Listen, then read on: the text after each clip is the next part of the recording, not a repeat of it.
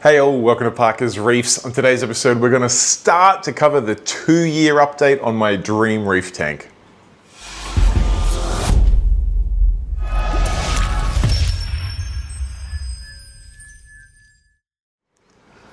Alright, thank you for joining me on another episode of Parker's Reefs, and as touched on in the intro, this weekend I'm going to cover the first part of the 2-year update of my dream reef tank. Now, I say the first part, that's for a few reasons. Firstly, it is a lot to cover and I don't want to make these videos an hour long each, so I don't want to just try to cram everything all in one video, so I figured we'd spread it out over a couple of weekends. And secondly, and probably more importantly, right at this point in time, I just have not had the time to give the video the amount of depth that I really want to cover. It's been the final week of my job that I've worked at for the last 17 years, so I've had a little bit to hand over and a few things going on, and just getting the time to film and give you guys the amount of detail I want to give you on the Dream Reef Tank 2-year update has not been a possibility. But rest assured, today's episode we're going to have a top-down tour. I'm going to take you through so you can have a really good look at how all the corals are going in this system. Tomorrow I'll give you a beautiful slider footage from the front of the tank, and you can just check out how the tank looks from my dining table when I sit down and have dinner. And then next weekend I'll sit down, go through all of the highs, lows, the unfortunate deaths that I have had in the tank of both some fish and some coral, some of the highs, some of the equipment changes. You can see one of them in the fan up there in the corner, just oscillating backwards and forwards. A few minor little updates like that, and I'll run through everything in fine detail with you. But this weekend we're just going to cover a bit of a highlight of some of the corals, and like I said, we'll start off with the top down. Tomorrow we'll come from the front onwards, and I hope you guys enjoy the footage. But probably enough chatting for me, time to roll the footage. Alright, starting over at the right hand end of my tank, which is where my fairly popular hammer garden is, and I can say that it's mostly doing pretty well. I have actually lost a couple of heads of a couple of hammers in here, which I'm not entirely sure why. I am suspecting both my Australian stripey and my filefish, but you never know. Sometimes, and you can see here where one of those heads has gone, they just kind of almost crowd each other a little bit, and if one head of one hammer gets covered by the others, then sometimes things can happen. So I'm not going to overreact to that. You can see all the other pieces around there. Even the gold torch, which are renowned for being quite difficult, is doing just fine indeed. Some of these acros that I've got here, in fact, you don't really know how much they've grown until you see them from the top down. This was a pretty small piece when I went in, and it's just had a bizarre growth pattern as it finds some room. And speaking of things that have grown considerably more than I guess more than you initially give them credit for, is this red cap, which is doing what red caps often do, and that's just grow ridiculously quick, ridiculously large. And you can see both my Royal Grammar and my captive Orca Dottyback do enjoy making their home there. I've also got a nice Fruity Pebbles frag there. You can see that's encrusting nicely right next to that cap there, and a blue stag. I've got a cheeky little candy cane up the back there, just kind of sitting there doing nothing, but we'll see what happens with it. Got a couple of nice little frags here, nice strawberry shortcake. This blue piece here is a new one from Deer Park Aquarium. I've conveniently stuck that onto another acro, which got grown into and then died off. Got another variant of a strawberry shortcake there. That one's potentially something else, but we've got the Space Invaders Pectinia down there. It's probably getting a little bit large for the space I've got it down there, so might need to either frag it some more or find a new home for it. Got the pearlberry there right next to the hammers, doing well indeed. You can see a little bit more of the hammer garden here. All these pieces are doing really quite well, despite those couple of heads I lost. And like I said, I do think that's probably just because it was getting a little crowded and a little full. You do notice, particularly in the front here, where some of these heads really smoosh up against each other, that things do get a bit congested. But I have to admit, I absolutely love the look of multiple hammers of different colors all smooshed in against each other. See a quick little sample of some of my fish there, all doing well, including the gem tang. Down the front here, I've got this beautiful Montipora rock that is made up of 5 multi-frags I've got from Nick's Aquarium in Queensland. Good variety of frags there. He's got what you see is what you get corals on his website now. So I picked those up there, popped them on a little rock at the front, and then we come on up to some more of my acros. Got a little Forest Fire Digi there. This acro was one I picked up from Bennett Exotic Aquaculture Australia many moons ago, and Wow, it's big. It's I gotta say, it's probably not the brightest or most spectacular of acros, but it's a beautiful tabling piece that really has tabled out. Over here, we've got my cherry bomb here. You can see a couple of little patches of cyano on it there, but that's kind of going through the tank. Doesn't seem to be affecting it too much, although I probably should try and blow that off. Got a little pokey in the background there. You can see a couple of little patches of cyano on the rock and sand there. Nothing to be too concerned with. It just seems to be the season for that sort of thing. Got another tabling acro here, which has just grown out. And then once it's got into a bit of fresh flow and light, it's kind of changed its colors and pattern, which is pretty cool. Really nice teal piece in the back there. This one is one I picked up from Deer Park Aquarium, Wild Colony, that's just doing its thing. This piece here, which initially I actually thought was a home wrecker, appears to be another cherry bomb, but we'll see what that does there.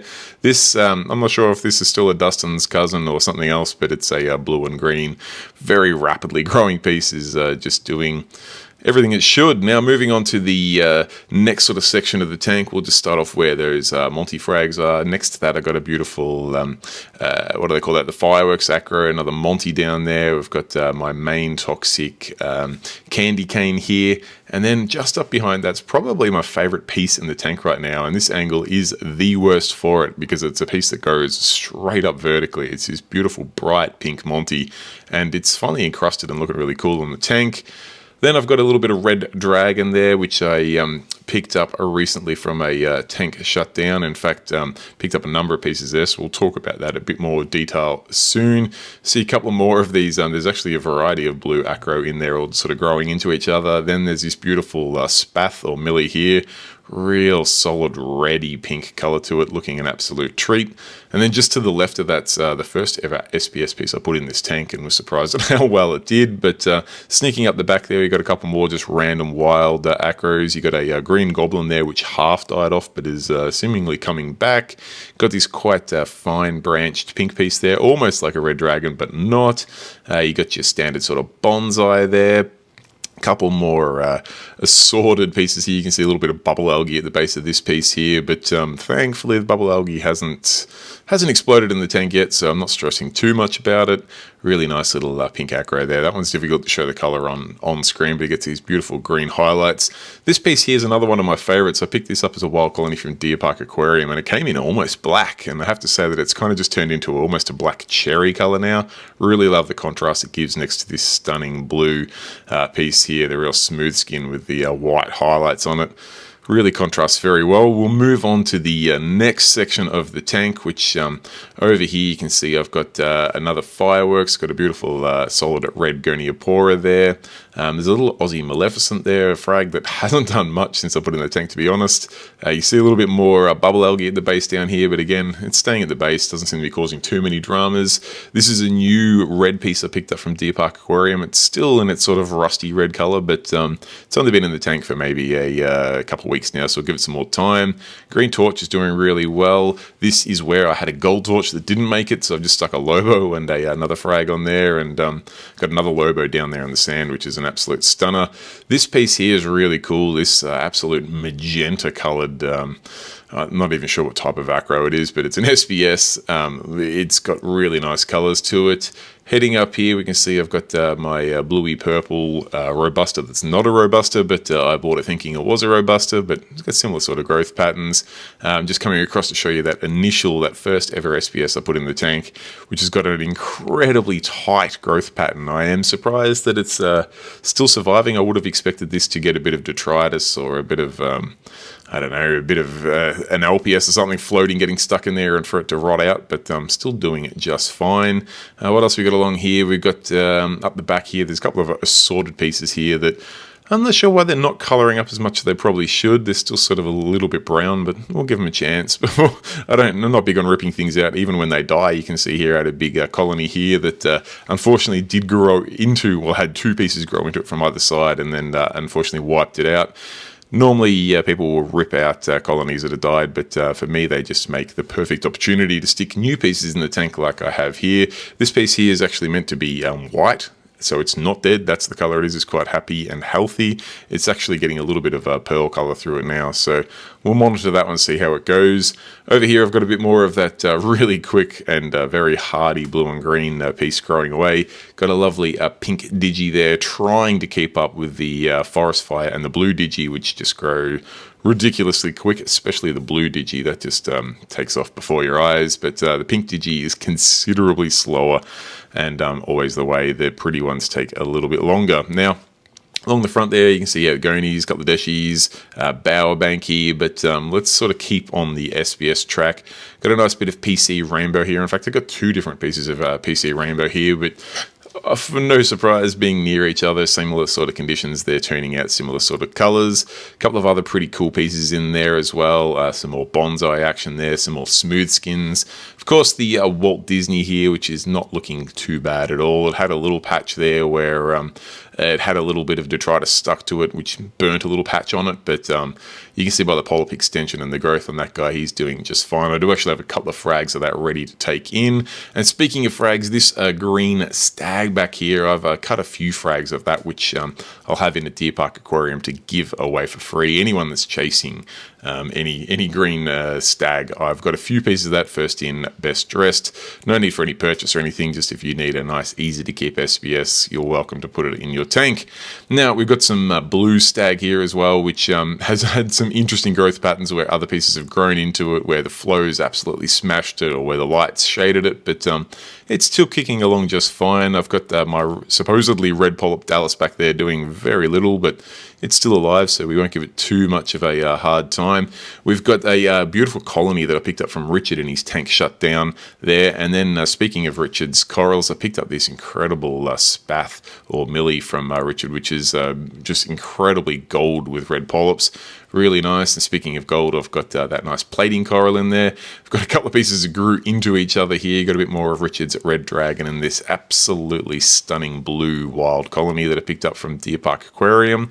Got some of the Hystrix bird's nest there, another assorted acro growing there. I've got John's beautiful Cadbury purple monster growing down there, just stretching out for more and more light. And I've got a lovely sun-kissed mushroom down there getting probably blasted by the flow from Joe in his tank shut down. So thank you very much, Joe, for that. Big record here, and that probably wraps up a good portion of the tank. I'll just pan along the front. There's still a few more bits and pieces in here, but gives you a rough idea of how things are traveling in the Dream Reef Tank at the 2-year mark. Alright guys, there you have it. That is the top-down 2-year update of my Dream Reef Tank. As touched on in the video there, I do have a few frags of this green stag over here that I'm happy to give away to anyone in Melbourne. If you would like to snap one of those up for yourself, please head on into Deer Park Aquarium today. I work there all day on Saturday, and I have a few of these. I think I've got about 10 or 12 of these to give away. There's no purchase necessary. Just if you're chasing a nice hardy SBS that you'd like to put into your tank, come on down and say you saw it on the video. I'll bag one of those up for you. Well, until they run out anyway. It'd be great to see you in store and chat to you about your reef tank. Now, I'll wrap things up there. If you've got any questions, comments, feedback, feel free to pop in the comment section down below, especially if there's any topic in particular you'd like me to cover next weekend in the deep dive of my 2-year review of this tank. I want to make sure I give you guys all of the information you're craving, so don't be shy. Put any questions you have in that section down below. Other than that, guys, if you enjoyed it, please give it a thumbs up. And if you're yet to join, please consider subscribing. It takes 2 seconds of time, costs no money whatsoever. Hit that button in the bottom corner. Other than that, guys, I'll see you tomorrow for the front on tour of my tank. Till then, stay safe, keep reefing. Cheers, bye.